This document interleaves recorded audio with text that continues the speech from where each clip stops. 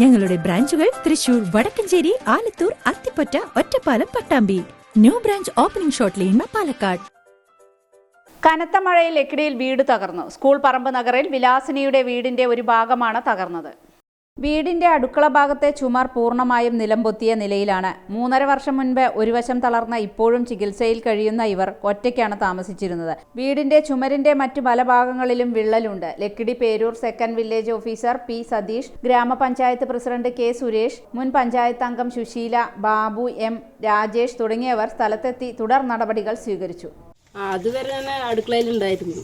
പിന്നെ ഞാൻ അങ്ങനെ കുളിക്കാൻ പോയി വന്ന് കുറച്ച് നേരം അങ്ങനെ ചുമരിലേക്ക് നോക്കിയപ്പോൾ മണ്ണ് വീഴുന്നുണ്ട് ഇങ്ങനെ.